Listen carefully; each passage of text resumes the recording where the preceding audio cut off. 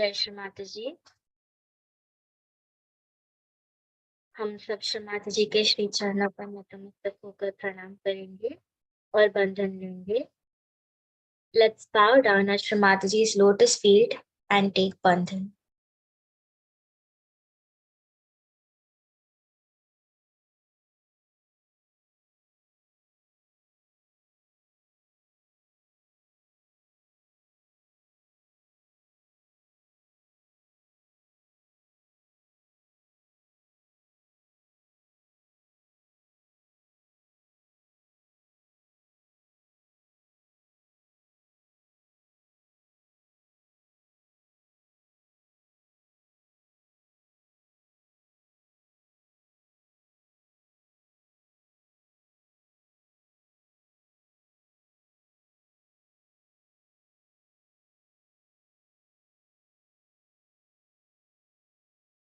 महामंत्र और श्री गणेश मंत्र।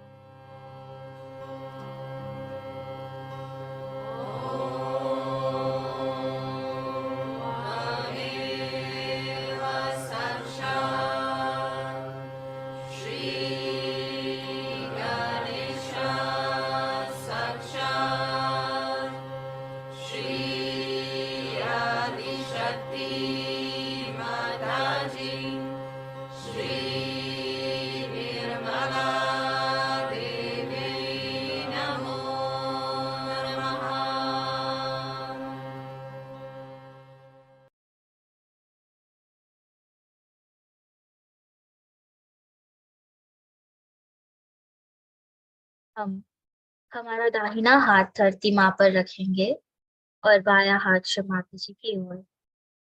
हमारा पूरा चित्त हमारी ईड़ा नाड़ी पर।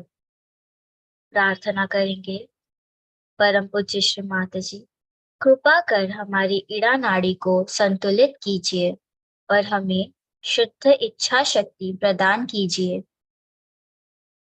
We will keep our right hand on Mother Earth and our left hand towards Shrimataji. Keep our attention on Ida Nadi and pray to Shrimataji. Shrimataji, please clear our Ida Nadi and grant us pure desire.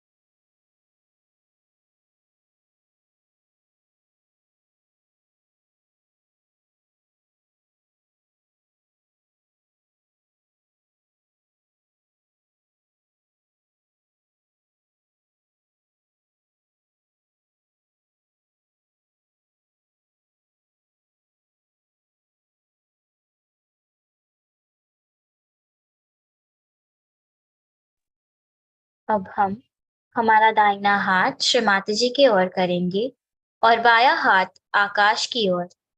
पूरा चित्त पिंगला नाड़ी पर प्रार्थना करेंगे। परम पूज्य श्री माता जी, कृपा कर हमारी पिंगला नाड़ी को शुद्ध कर हमें शुद्ध कार्य शक्ति प्रदान कीजिए। Now we will keep our right hand towards Shri Mataji and our left hand towards the ether. Keep our attention on Pingla Nadi and pray to Shri Mataji. Shri Mataji, please clear our Pingla Nadi and balance our right channel.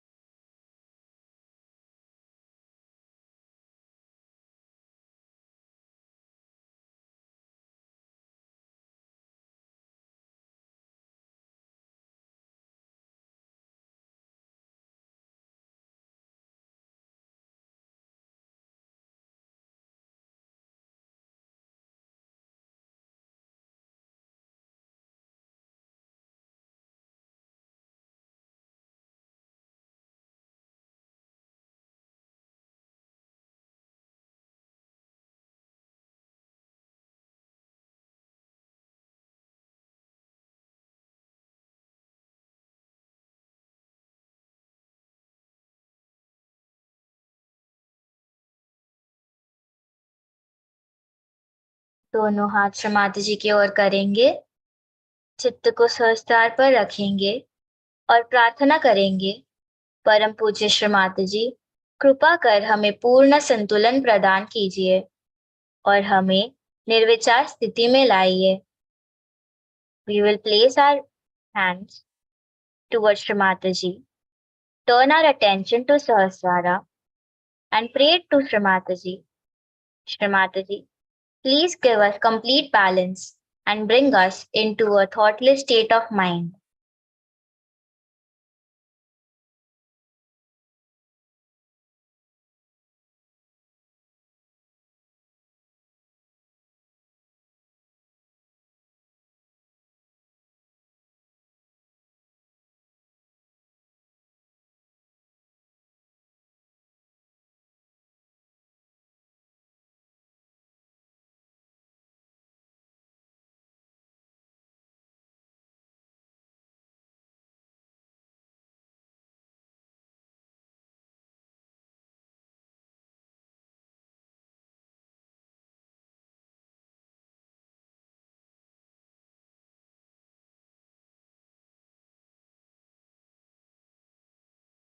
इसी ध्यान की स्थिति में अब हम श्री माता जी की अमृतवाणी सुनेंगे और उसके बाद थोड़ी देर ध्यान करेंगे। We will continue to be in this meditative state and listen to Shri Mataji's speech.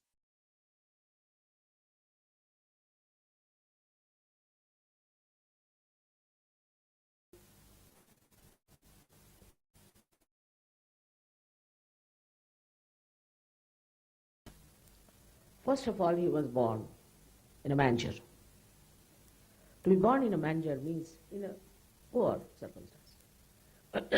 That means he showed there's no need to have money, or there's no need to have a huge big properties or anything to be impressive on people.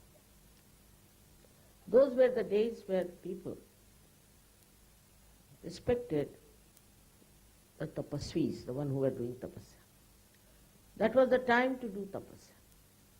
So he came on this earth and lived like a tapasvi. On the contrary, the Christians are the most self-indulgent people you could think of. You go to any Christian nation, you'll be amazed how they are just slaves of money and their watches. How they are living, it's very shocking to see they are following Christ. Yes, we follow Christ. Then, follow means what? He's there and you are standing backwards, moving. Is that the following? If you see the Catholic Church or even Protestants, you'll be shocked. How are they following Christ? I can't understand. Till now I never understood. Because Catholic is nothing but money oriented. The only thing they have picked up from Christ that he went to a wedding and created wine out of water and distributed. Now this wine is just the juice of the grapes. It's also called wine in the Hebrew language. Thank God I've read Bible in Hebrew, translated directly. So it's called draksharas. Because instantly you cannot create alcohol. It has to rot, and the more it rots, the more good it is, they say. They write it down, this is 25 years old, so it's the price is much. But if it is 300-year-old, the price is exorbitant.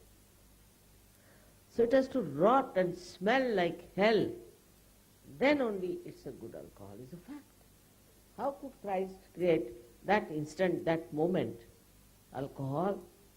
But now what I find is this, that if somebody dies, they will take champagne to celebrate what? Good riddance of bad rubbish. Or when somebody is born, they will do it. But on Christmas Day, especially, after coming from church, don't go to any Christian's house. Even the Indian Christians have started following the Western people, because Indian Christians believe that Christ was born in England. All such ideas have come from where? Is because the English and the Portuguese, the French brought Christianity to us. Now, by any chance, are they Christians? What business they had to bring Christianity to this place? They took Christianity to all the places, especially Spanish. Spanish, Portuguese went round the whole world to spread Christianity, and today is the mess that you see in those people. They are nothing but drunkards. Yesterday I was going back and the sea was full of happiness and joy, and the water had reached a very high level. It happens with me.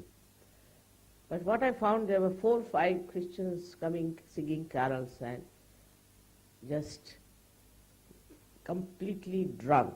And I was thinking they'll be drowned in this water very soon.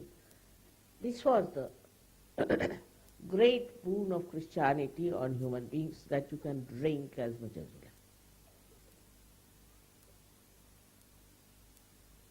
Now this drinking has come, I should say, from where? God alone knows. But it has come also from the Christians. And the Muslims also drink, no doubt. But they hide and drink. They don't openly drink and don't call it a religious duty that you should drink. Imagine in the church when they give communication, they give you some sort of a dirty smelling wine. After that, how can you have communication? Once you are drunk, you are finished. But all these things happen.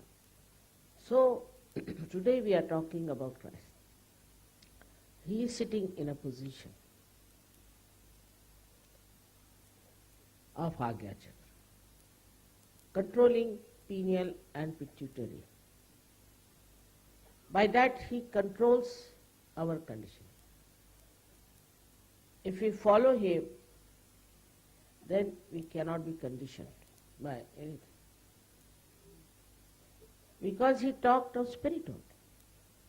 Spirit cannot be conditioned. Conditioned by anything. Whatever is good, that will be accepted, good, congenial to the spirit.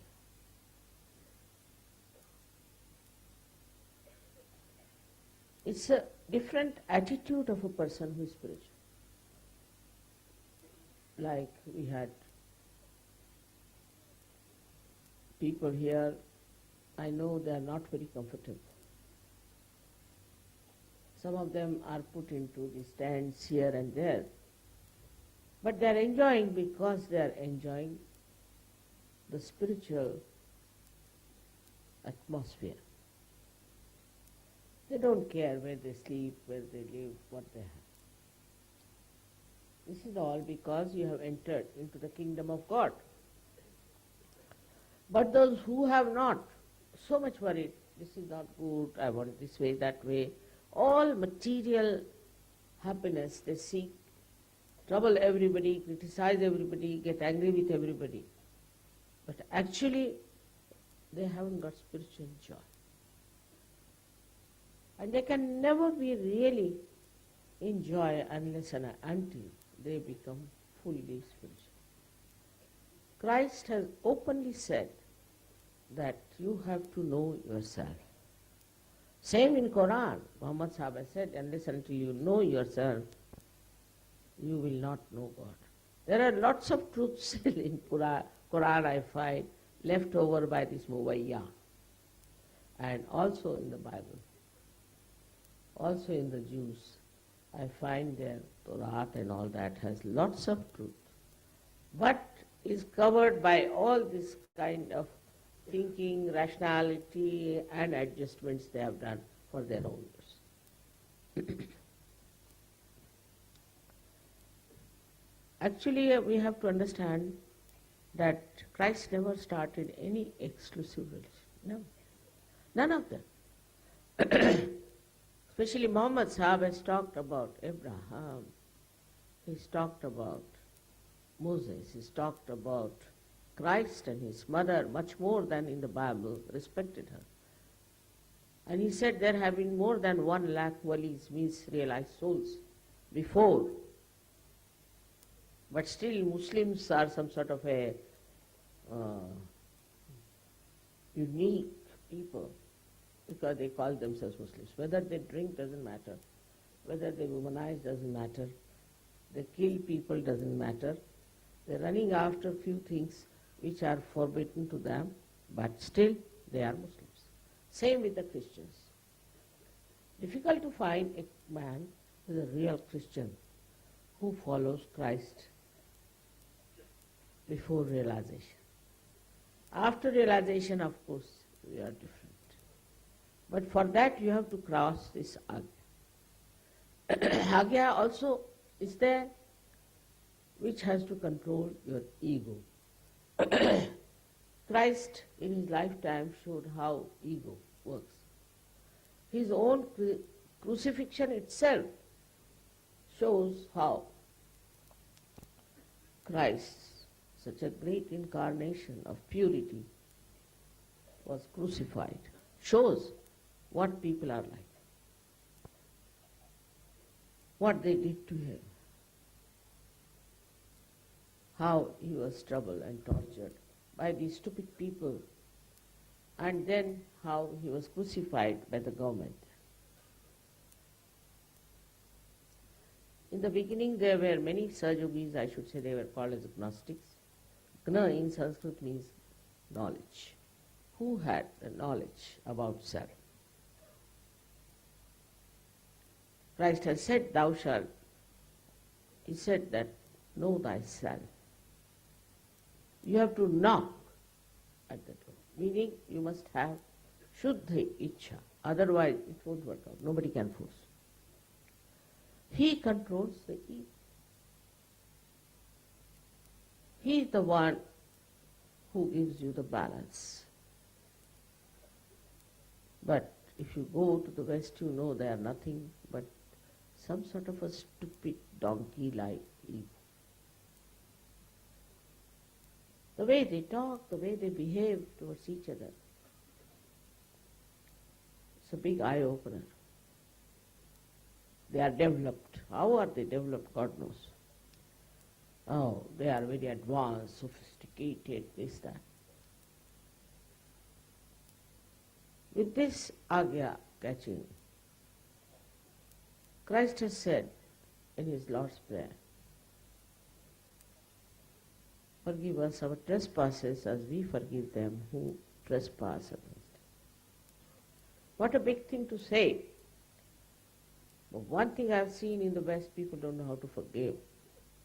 They are full of hatred. And they cannot ask forgiveness because they are full of terrible ego. Though they will feel guilty, but they will never ask for forgiveness. They'll never say that, oh God, forgive me for what I have done. This is so common now. For example, the Nazis. They killed so many people, and still you find these neo-Nazis coming up, even in Italy.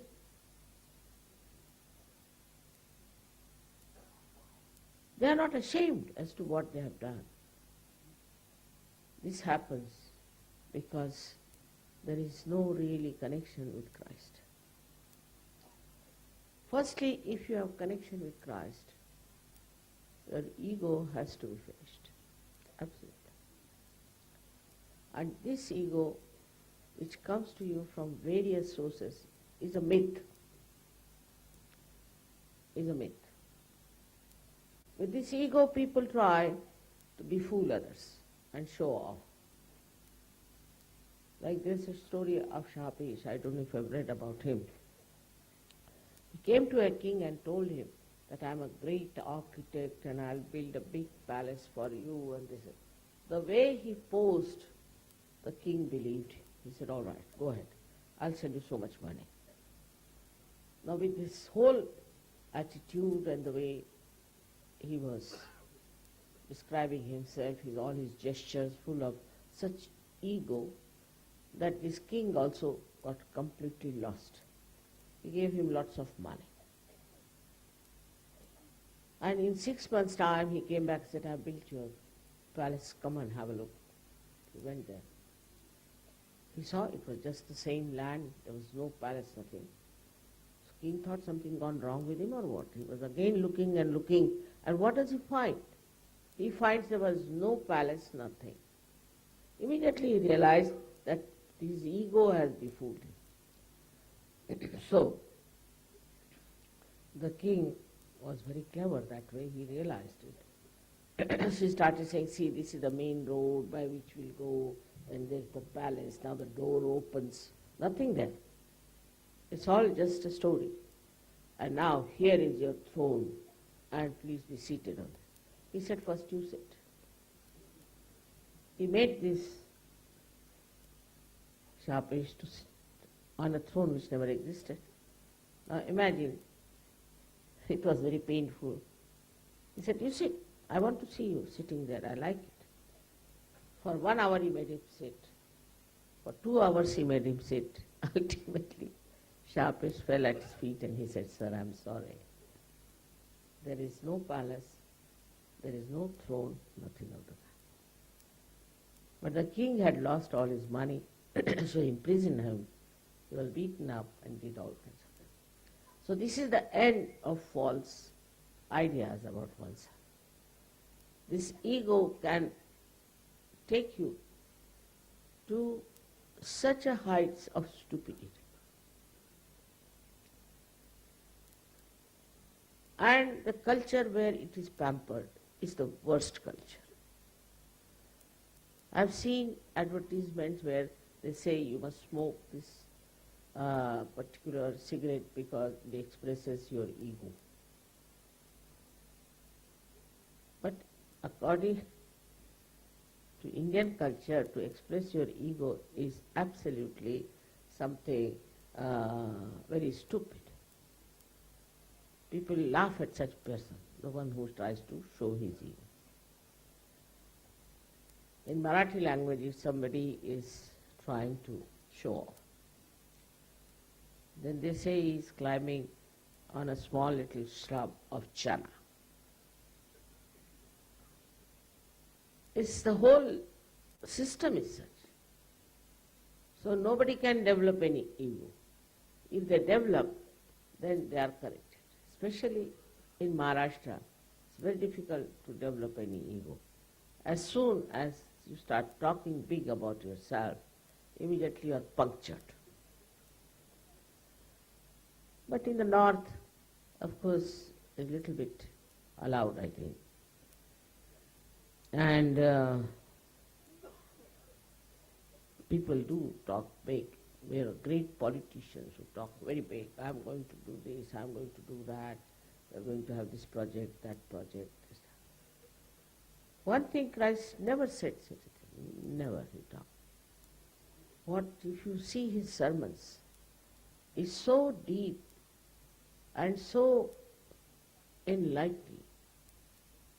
Despite the effort of this gentleman, Mr. Paul, you see Christ talking to people, giving them different ways of explanation.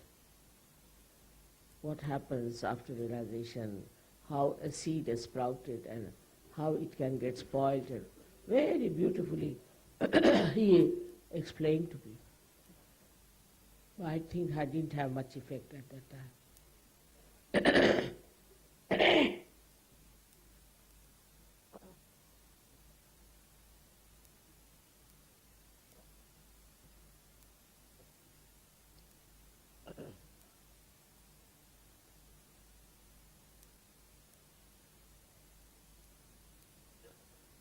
His life was so charming and so beautiful. Like a shooting star, he came on this earth. But he left such a remarkable impression on people. His crucifixion was a part of the game because he had to make the way in the Agya Chakra to cross. The Agya Chakra he was crucified. But his message is not crucifixion. People wear the cross and I feel very hurt about it. He crucified himself.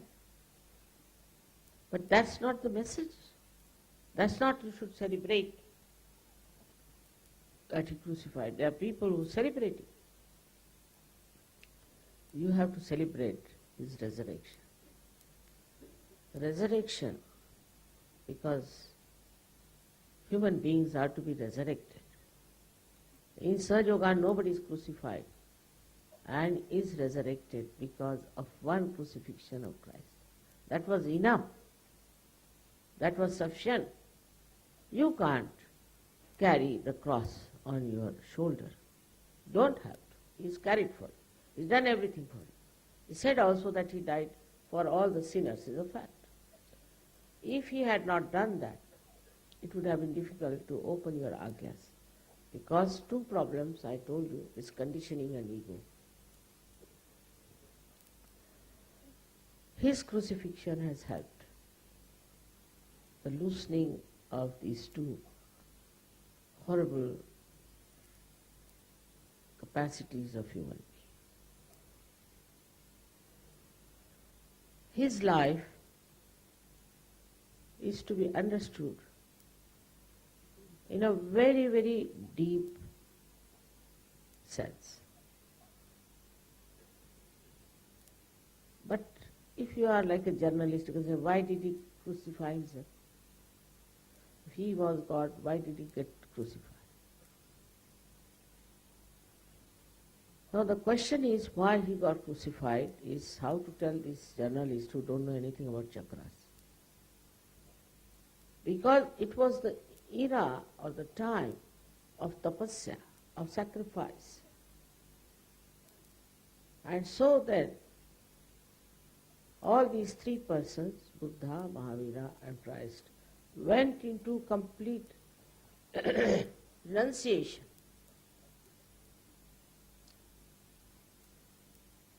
They led a life of a great tapasvis. They did it for us, not for themselves. They did not need it. They didn't want it. But they had to do it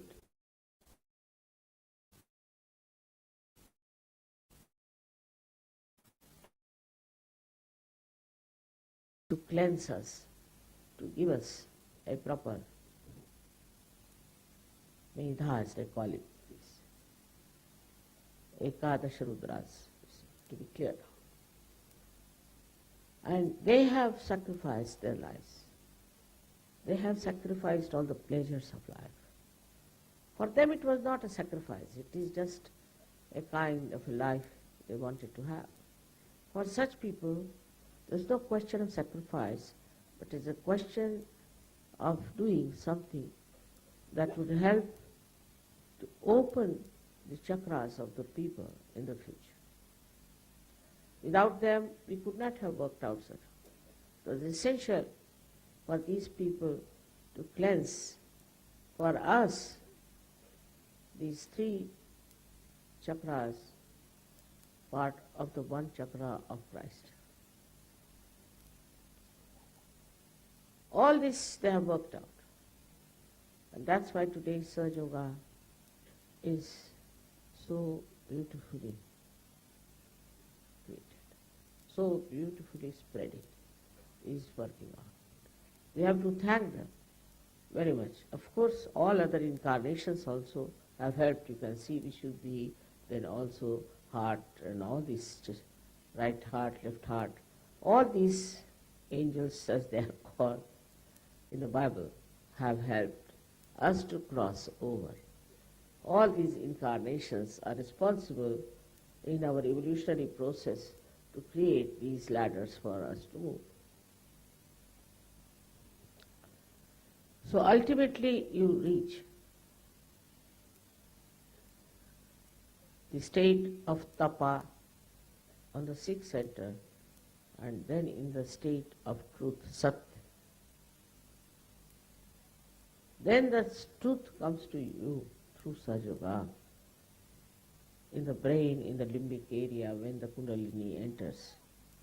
She puts light there, she creates, enlightened. You are completely changed and transformed. So their contribution to the ascent of human beings has been great, and that of Christ has been the greatest. And when we say we have to follow Christ, we should try to see how much detachment we have. They say his brothers and sisters or somebody came to see him. They say he had brothers. So he said, who are my brothers? These are my brothers. These are my relations. Ganeshwara said the same, that they will become your relations. Soyarika. Techi soyarika. They will be your relations. They will be your brothers and sisters. And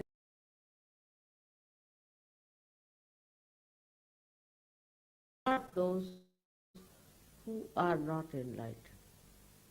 They are not your relations because they don't understand. They don't have entry into the kingdom of God. It's simple. didn't bother about clothes or anything. All the conditioning of the worldly things were not him. But he was not shameless type of a person who would accept any kind of a nudity and this and that. Even about Mahavira, there's a big misconcept. He was once praying in a garden where there were lots of bushes, call them kunjas. And in the bush his cloth, which was only one cloth he was putting on, was caught up, so he cut half of it and was covering himself. Sri Krishna went to test him. And he said that I have nothing, I'm just nude. So why don't you give me your cloth, because after all, you are a king. So he took out his cloth and gave it to Sri Krishna and got some leaves to cover himself, and he was in his own garden and went into his own palace. Now if you see the Jains, they make everything so horrible and insult him all the time. Most of the people who follow all these great incarnations really all the time insult. They don't follow, they insult. And by their behavior, you see, we form such a bad opinion of all these people. I met one gentleman in Chicago, it was very cold. He was the head of the Hare Rama, Hare Krishna, wearing this dhoti. He said, my guru has told me if you wear a dhoti, you will go to heaven. I said, really? In India, 80% people wear nothing but dhotis. Are they all going to go to heaven? And many must have gone already. So where will you be? Didn't like it. And I said, why you shaved your hair and put this, you call it shendi, or in Hindi Bodhi, I don't know what you call it, pig's tail here, pig's tail.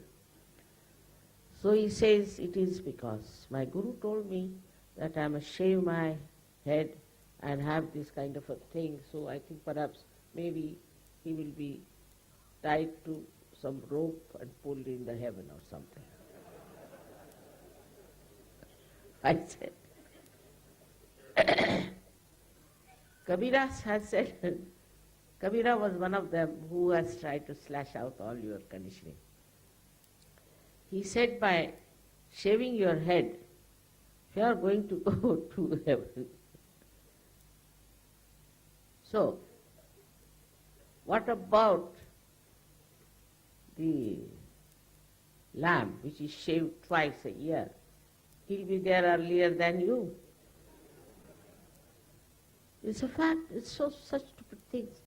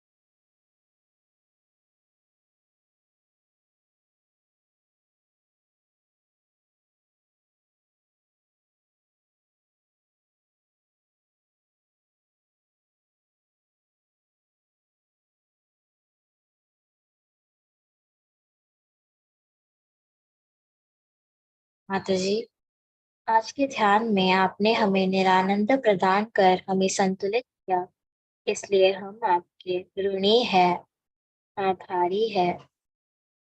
Thank you, Shramataji, for blessing us with this meditative state and showering us with your divine vibration.